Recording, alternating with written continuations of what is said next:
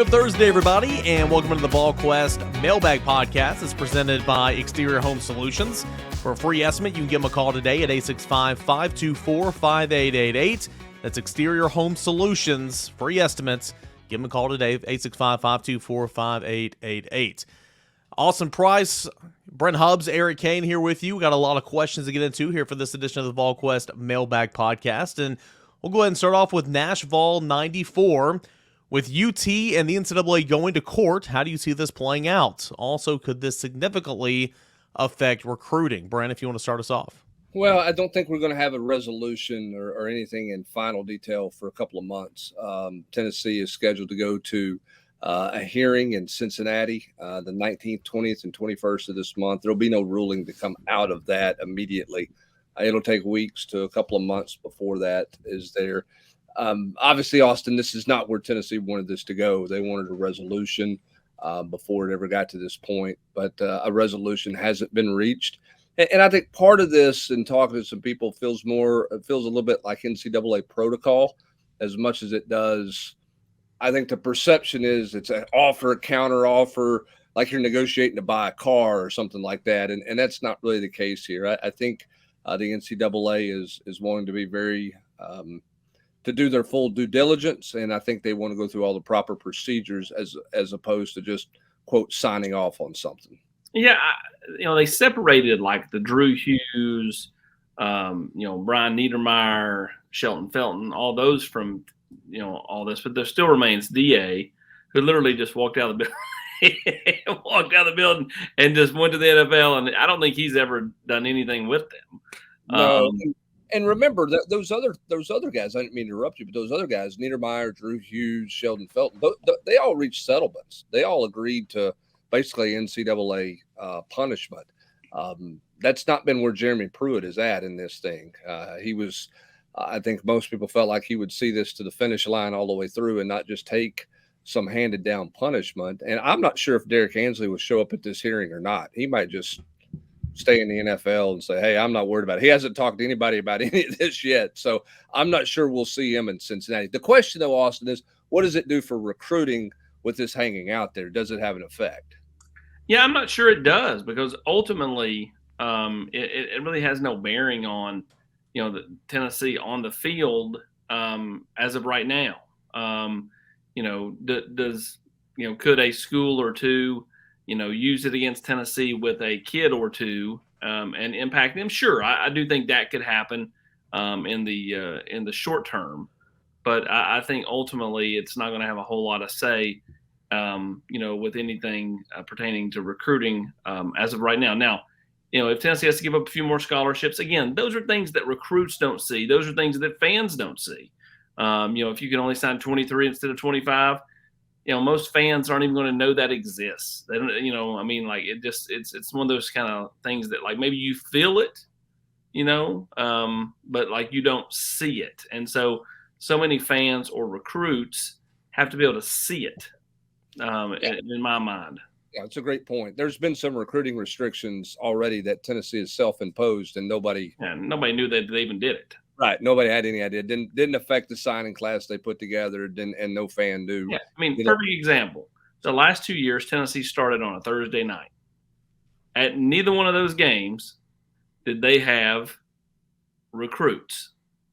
No one said anything. No one knew. No one cares, because ultimately they were going to get, 2-3 people here and some local kids max for a Thursday night game right before a Friday night football game. I was going to say in season too, yeah. Kids like that, kids just aren't going to come to that unless you play at Powell or Oak Ridge or Catholic.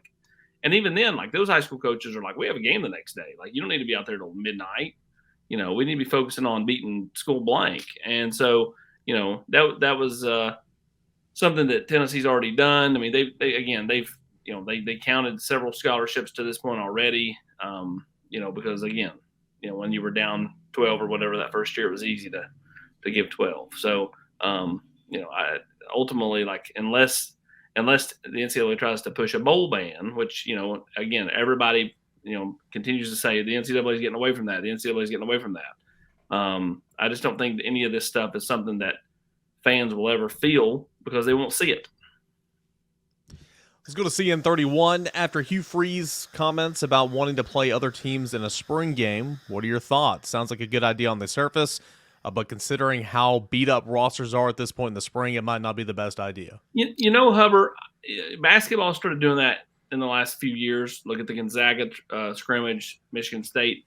If you can control it and kind of make it like an NFL practice, you know how like the Raiders and the Cowboys, they get together and they, practice a couple of days at, Las Vegas or whatever. I think that's doable. I don't know if you have a full-fledged game. I think that's where it gets dicey. If Tennessee were to go play Boston College in a spring game, I think that's where it gets dicey. But could you actually do some 11-on-11 work against a school and kind of do a modified practice? Sure, I think so. I thought I think it's Zach Barnett from Football Scoop had an interesting take on this on Wednesday when he called one of the directors of the Coaches Association and asked him about it. And he said, look, this has been a debate for 20 years. He goes, but one of the new debates in there is the transfer portal. You got a window opens up right after spring practice is over. So what if you scrimmage a school, like let's use the Hugh Freeze example, right? So Auburn scrimmages Troy or UAB or Alabama State. And some running back at Alabama State runs wild on Auburn's defense. Auburn going to call him and say, hey, we got a little NIL money over here. You interested? Is they going to send some back channels to try to get the guy into the portal and that type of thing? Listen, I don't think that would happen on any kind of regular basis, but that is an interesting thought that we know how coaches are and how worried they get about things and how much they think about things. That's an interesting equation. I'm with you also. I think if you do that, it would be more likely the controlled practice type deal, like you're talking about with the NFL.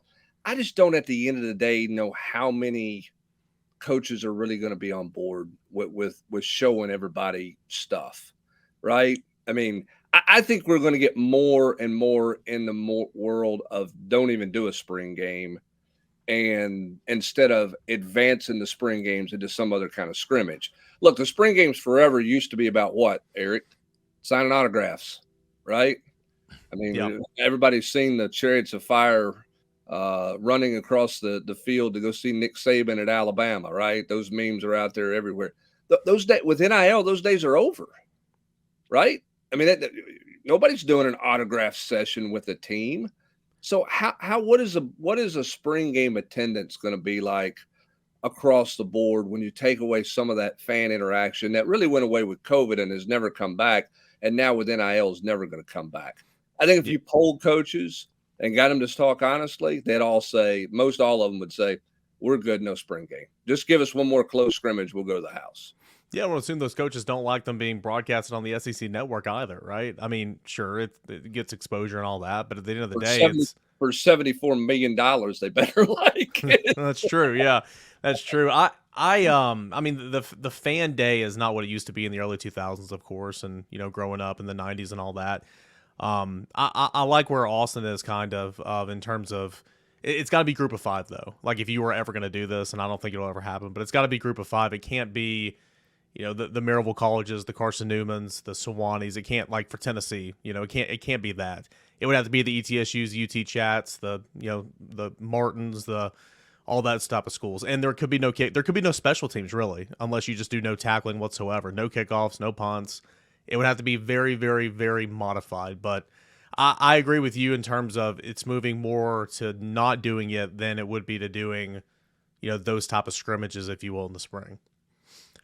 Let's go to Nashville 615. Drop your prediction for MVP of the spring game, both offensively and defensively. Oh, AP, let's just have fun. Deshaun Bishop for offensive MVP, AP. Jack Jansen's hurt, so he's not in the running here. How about that, AP? Deshaun Bishop's my pick. I don't even know. I'm going to go McAllen Castles. And defensively, give me Caleb Perry. Give me an edge guy on defense. Give me give me Ricky Gibson on defense, and I mean, let's go Nathan Lee. It's got to be like somebody that's with the twos, right? Because that's when the guys like really shine. Give me Nathan Leacock on offense. All right, there you go. Deshaun Bishop's a good one because he's kind of the trendy guy that's standing out right now in terms At of. what point, Austin, do you name this like the they've got the Harvey Robinson Award for offensive improvement? When do they name this like the Kirsten Biggers MVP award? David Yancey. The David Yancey MVP. The Biggers Yancey Spring Improvement Award. Spring game MVP. Put it on the resume, right? Sure. Let's go to What Altizer was here for all that. He should be pushing for it. CP4 UT says, does our larger recruiting board with more higher level recruits than in years past have any impact on the urgency recruits feel to commit sooner to secure a spot? Well, it depends on how much pressure Tennessee puts on them. I mean, if Tennessee's, not going to put much pressure on them, I don't think it puts any more urgency there. Because kids are going to kind of go at their own pace. So, if Tennessee says, hey, we're taking 2 and we already got 1 and these 3 guys are committing in the next 2 weeks, that's how you put pressure. Yeah, see me in June when some guys come back and official visits start to get going. And then I think that's when you see that, June's the new December or the new January. Is that how we're calling that now? I mean, that's when I think you really start to ramp some things up. Right now, everything in an unofficial visit is, hey, here's how practice is. Our culture is great. Come back and see us. We want to get you back here in June for a visit of some kind. So I think if that happens with anybody around the country, I think it's more about June. Tennessee's just being smart, Austin and Eric, in my opinion, of just broadening their board. That would be my one lone criticism really of them the last couple of years. I don't think they've recruited in certain positions. They've recruited enough guys, right? Signed 3 receivers or signed 3 at this position and only recruiting, 5 or 6 guys there. I mean, you just got to have a deeper pool of guys there. And that pool's easier to get right now because Tennessee, as Austin likes to say, is a cool school compared to where it was 2 years ago.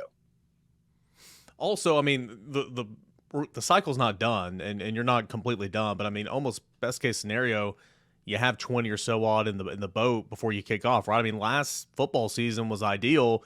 You had your class almost all the way built, and you were really just trying to finish it during season, right, Austin? No, that's right, and that's how it's going to be, for the foreseeable future. Yeah, those kids are going to come off the board post-June visits sometime in July and August. Most everyone will be off the board then. There'll be some stragglers that go into the fall, a few even more stragglers that make it into December. And then, there's the rare unicorn that doesn't sign until February. Everybody is, coming off the board. It's just the new wave. I mean, June official visits is the thing, right? Like very few kids are taking those officials in season or in December. So recruiting really starts in July. Once kids start recruiting, that's when the pressure comes around, right? I mean, that's when you start looking at things there, because that's when guys really start to feel it, and everybody gets going really hot and heavy on a kid is once he commits somewhere. It changes. I mean, their phones ring in some cases a lot more after they commit than they do before they commit. Yeah, and it's been this way, and it was not just this way with Hype's crew, but even Pruitt's crew. Just didn't have a whole lot of decommitments. We've just not dealt with a lot of flip-flopping around, barring a coaching change. Yeah, I didn't mean to interrupt you. Both of you guys can answer this. Don't you think that has something to do with the fact that when a guy commits, he's been to so many places, he's been to the school he's committed to so many times that there's a little more finality in decisions for most kids now, because nobody's making more of a spur, kind of a spur decision or a quick, decision. I mean, you have a few instances like that, but in most cases, guys have seen the school they're committing to multiple times. I think it slows it down a little bit, the flips. Think about like a July commitment, excluding the, Eccles 2024, right? But like those July commitments last year, they were at, probably at a game last fall. They were at a January junior day. They came back for a spring practice in March. They came for an official visit in June, and then they pulled the trigger. And some of those guys, like Jeremiah T. Lander, I mean, they were, in there a couple more times in between that as well. So I think there's a lot to that, Austin. I mean, guys are just on campus so much, and we kind of make fun of it, but it's ideal. It's like, oh, hey, good to see you. Come back. I mean, it makes a lasting impression. Yeah, again, the more you can get them here, the better chance you got at them. Doolittle Vol, who wins the Masters? I said this. I've said this all week. Rory has, had the pressure and the weight of the world on him for the last several years as he tried to complete the career Grand Slam. But it's been in the last year as he's become the flag bearer for the PGA Tour. He's put all the weight and the pressure on himself, and he's performed at a high level. I think that's prepared him for this week, and I think he finally gets across the hump and wins the career Grand Slam. Let's go to Dalval 14. Got a couple questions. Will Joe Milton be willing? Will he be a willing runner this year? And when he plays in RPOs and when plays break down, seems he just arm punts it when the play breaks down right now. Run pass options are not quarterback runs. I want to get that clear. But back to the question, Joe Milton running the football. He's no Hendon Hooker, Brent, but he's dropped 10 pounds. He's trying to be more mobile. Yeah, I mean, I think he realizes he needs to be more mobile in the pocket. He needs to be able to extend plays. Is he going to have the elusiveness or the escapability of Hendon Hooker? Probably not. But I do think he's a willing runner. I think you saw that in the Clemson game. I think he wanted to lose the weight so that he was better in improv plays when things break down. And I think that's something that he's been mindful of, and probably going to need to be quick on his feet, particularly early in the year as Tennessee tries to get solidified on the offensive line. He's probably going to feel some edge pressure. So pocket presence is going to be really important for him. And I do think he's willing, to run. Now, there are going to be some times where just get rid of it is a win. I mean, sometimes they get you. And it happened to Hendon Hooker last year. There were times that it was a jailbreak and Hendon Hooker got on a blitz. And the best thing you can do is just get rid of the ball, right? No, that's right. And the thing about Joe is when he came in relief last year, it felt like he did look to run a little bit more, and they called a few for him. Those last two games, I don't think are a good representation because there was nothing behind Joe. So like running him probably wasn't like in Tennessee's best interest against Vanderbilt and/or Clemson. So I'm interested to see how they use him. Providing he does what he's supposed to do and holds on to the job. I'm interested to see how they use him this fall. Because there will be a little deeper behind him than they were, those last two games. So speaking of that too, I mean, how's Nico coming along? Do you feel, comfortable with Nico in there running the offense, say in September, third week of September or whatever? I mean, that obviously will have a lot to do with it as well. Second question here. If healthy, how would you rate the running back room of Small, Wright, and Sampson? Is an average room for an SEC team? Is this an average room for an SEC team or what? Well, I mean, I haven't looked at everybody's, running back room out there, but you know who they are. I mean, I think you've seen Jabari Small play for 3 years. You've seen Jalen Wright play for 2 years. You know what kind of backs those guys are. And they are what they are. I don't think either one of them are superstars, but I think they're effective backs. I think Dylan Sampson's got more speed. He's put on 5 pounds. We'll see where he's at. But I mean, I think they're probably about where they were a year ago in terms of how they stack up with the rest of the SEC and running back rooms. We'll continue on with your questions here in just one moment, but remember, college basketball season, it's over with, but you can still get in on a whole lot of action over at MyBookie. Whether you're filling out brackets next year, whether you're playing daily blackjack tournaments, betting on eventual national championships for your sports, or simply looking for player game props, MyBookie has you covered. Getting started with MyBookie is super simple. Visit the website online, make your first deposit, and use that promo code Volquest to claim an exclusive deposit bonus. That is promo code Volquest, VOLQUEST, to claim some extra money on top of your initial deposit. With hundreds of thousands in prizes for March Madness every single year and weekly blackjack tournaments, you can turn your game day into payday. That's with MyBookie. Bet anything, anytime, anywhere with MyBookie. And as always, a big shout out to the presenting sponsor of the Mailbag Podcast and the Volquest Podcast. That is Exterior Home Solutions. Your roof, it's the most important protection against nature for your home or your business. That's why I trust the experts at Exterior Home Solutions. Let's go to Rocky Top Rowdy 58. Player to take a big step next year, similar to what Aaron Beasley did this last year. I'm going to go with Danico Slaughter is my pick, even though he made plays down the stretch. I think that his willingness to embrace the position, I think he can be I think he's got a chance to be a really good corner for Tennessee. So that's my kind of off the wall pick. You know, I'm going to go Wesley Walker. I'm not sure he's going to do anything spectacular. I just think he's going to kind of be steady Eddie and consistent back there, kind of like Todd Kelly Jr. was, kind of always around the ball. You know, again, is he going to be back there being Deion Grant? No. But, you know, I think he's a smart player. He's a heady football player. And this is honestly why he came to Tennessee, was to play safety, not nickel. He came here to play safety. So I know he's excited for that opportunity. Yeah, I'm a little surprised we haven't heard some Bryson Eason buzz to this point in spring practice. Aren't you, AP? The way he closed last year, I thought maybe there was the real corner. And I'm not saying he's having a bad spring, but you wonder, I mean, he could be one of those guys because he flashed at times last year where you thought, okay, everything has really turned around for him.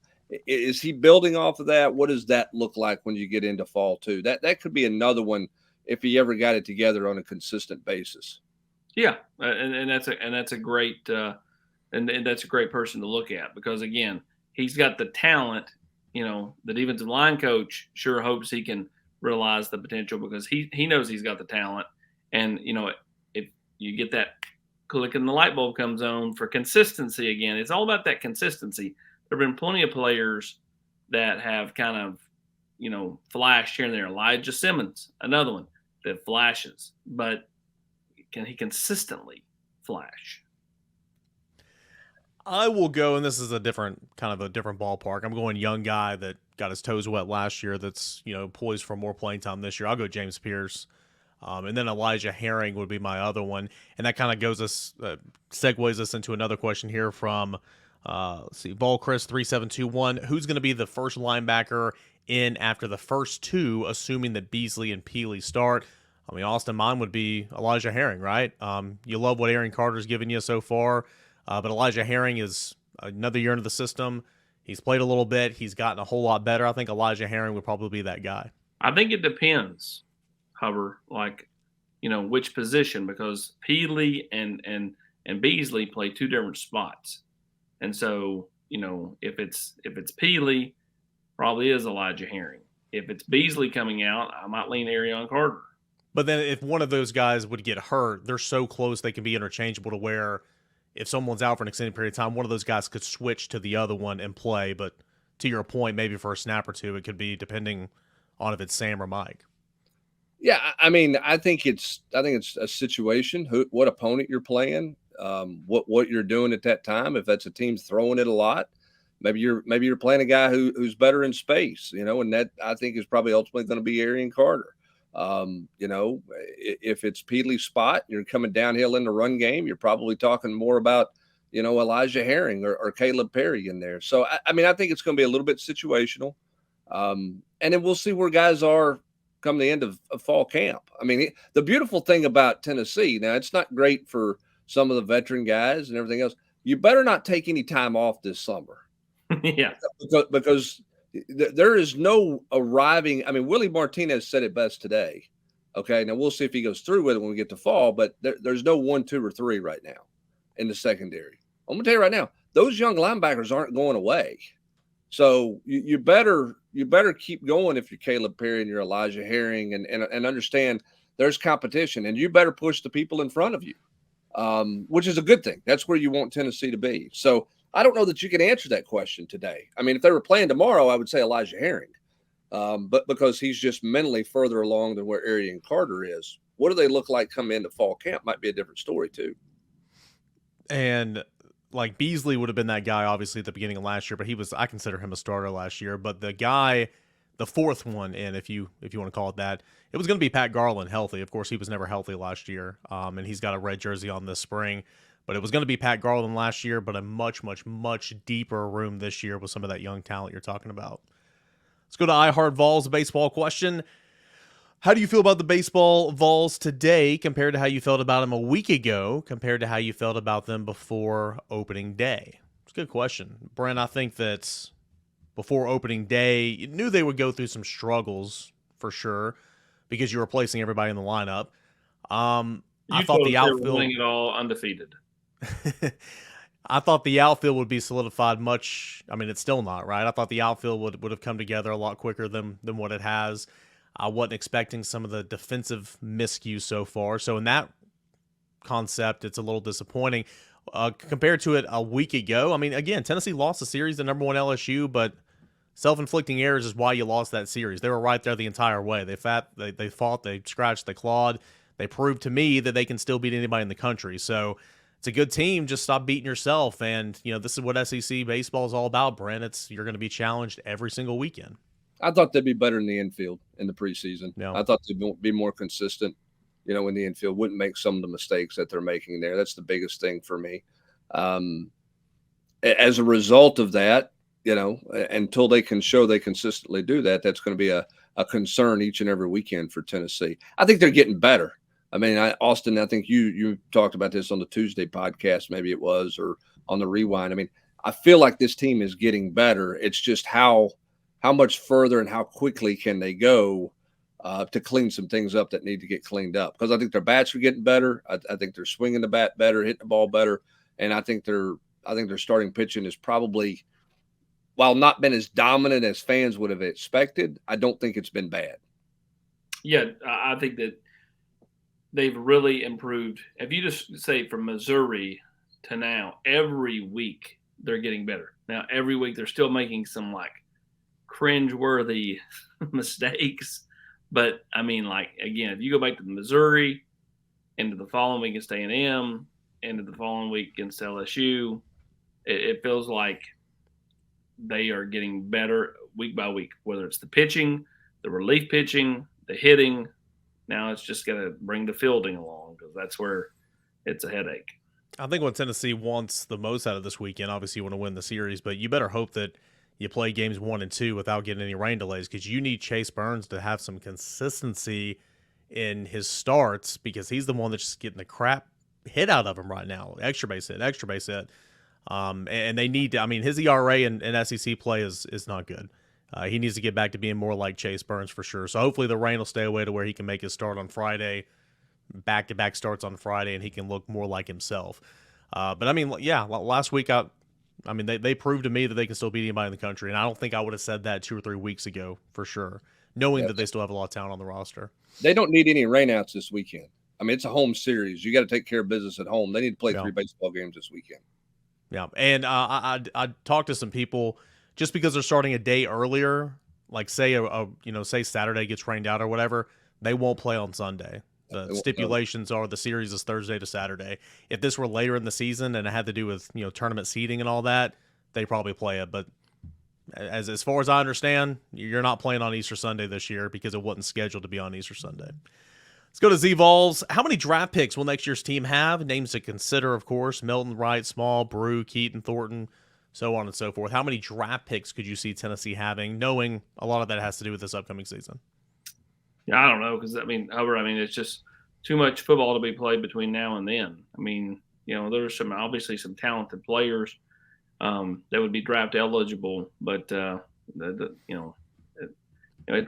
probably about the same as this past year. Maybe not as many that could potentially go in rounds 1 and 2, but still several that get drafted.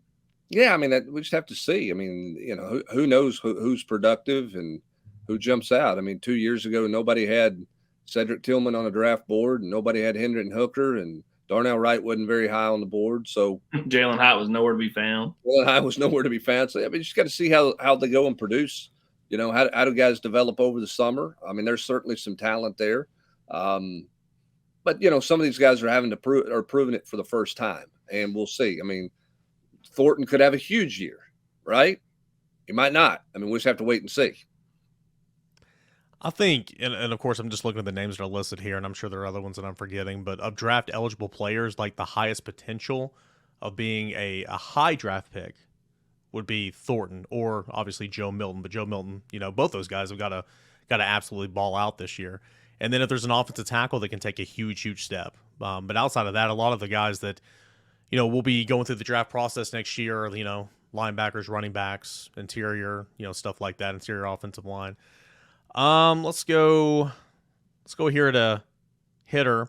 As far as young receivers go, Nimrod and Leacock seem to be getting the noise, but can't recall hearing Webb's name mentioned an awful lot. How is he doing, Brent? He made a couple plays in the scrimmage on Saturday. I mean, he's doing some things. I think Nimrod's probably more productive right now. People are talking about Laycock because the head coach mentioned Laycock Saturday after the scrimmage, but he's a guy who's still very much learning. I mean, he is still very much trying to figure it out each and every day on the practice field. I think they just like to see some more consistency out of Caleb Webb than what they've seen. You're starting to see a little more of that consistency out of Chaz Nimrod, which is why I think he's ahead of those two guys right now. Let's get two more. We'll go to West Tennessee Mike. Last mailbag pod, AP said he wasn't sure if Tennessee would take those 3 tight ends. Any clarity on that after asking? Oh, I have not asked. Okay. Not asked. That was a few days ago, it was a week ago on the mailbag pod, but I've not asked. I think right now, like Tennessee would, I'm sure I'm fairly confident in saying Tennessee would take them and figure it out. Yeah. Yes. I don't think Jaden Riddell's scared off by anyone. Agreed. And so, and I think LeBlanc is going to announce before Jaden Riddell. But again, LeBlanc had himself a good time at Ohio State. To me, that's Tennessee's biggest competition. And the Buckeyes do normally, fairly well with northern kids. And I know that, the kid's from Canada. He's not from, Ohio or, Indiana. But at the same time, I think that's going to be your major competition. And then one on this one, Nashville 615. What's Tennessee's legitimate potential for a top 5 class this year? Who are some of the names that they can't miss out on to have a top 5 class? Well, I mean, I think, you've got to land someone in that Ryan Wingo, Mike Matthews, duo. You've got to, either land LeBlanc or Riddell, preferably probably Riddell if you're trying to get to top 5 because he's ranked so high. You've got to land the Camarion Franklins of the world. Can you swing an Iffy, or a Nawarini, the big defensive lineman from Missouri. Like, these are all players that I think, to get to top 5, you've got to land your share of those top players. All right, good stuff this week here for the Mailbag Podcast. I have a mailbag question. I'm going to submit my own. AP, Champions Dinner. We saw what the menu was this week. Give me your Champions Dinner if you were rolling in with your green jacket at the Butler Cabin. What are you doing? Well, I'm a meat and potatoes guy, Hub, so it would be a filet. Here's my thing. Would you take that and make it a traditional meal, or would you do like just kind of some oddball combinations of just like things I enjoy? Homemade French fries. I'm being serious. I'm being serious too. I mean, yours would have no vegetables being served, right? No, I would serve them for everyone else. It's your dinner. You get to pick what you want to pick. I know, but I did like the skillet cookie that Scotty did Tuesday night. Eric Kane, what are you rolling with? That's vanilla ice cream on top of that bad boy, Hover. You doing some pizza, Eric Kane? What are you rolling in there? I am probably gonna go a filet with grilled asparagus and cornbread. Ooh, cornbread, good call. No. What about you, Hover? I'm going to go a little surf and turf. We're going to have a filet with some kind of either shrimp or some fish. As for my sides, I don't know. I'll probably do some bizarre stuff, some French fries. I might have it like a buffet. I might have like 3 meats and like 2 sides, random sides about something, and some biscuits in there. I was a fan of the cookie skillet, but you got to go out with a couple of different desserts as well. So, I was just curious. Everybody's going steak. Everybody's going with a filet is what you're saying. That's what I would go. Yeah. No cheeseburgers, no chicken tenders. Well, no, get away from the norm. Like, that's what they do. Like it's almost like a lunch meal. Then the main course is the traditional dinner, steak, surf and turf, type thing than the desserts. I mean, like it's almost like they have the mini cheeseburgers and stuff for appetizer. So you're gonna go chicken nuggets for your appetizer, AP? Boneless wings. Boneless wings. Play. And anybody that knows me is listening to this going, geez, this is like every meal in Austin. Well, Hubs is just taking notes right now for our next staff dinner. That's what we're going to be serving, right? I don't remember ever doing a staff dinner before. 2025 or 6 or 7, somewhere along those lines, right? Hopefully I'm still employed by then, right? Probably. Depends on how you go. We'll see. Volquest podcast presented by the Exterior Home Solutions. Free estimate. Give them a call today, 865-524-5888, exteriorhomesolutions.com. Go check them out today here in the springtime, heading on in towards summer. For Awesome Prize, Brent Hubs, I'm Eric Kane. Appreciate you guys for hanging out with us here today, sending in those questions, and for making the Volquest mailbag possible here on a Thursday.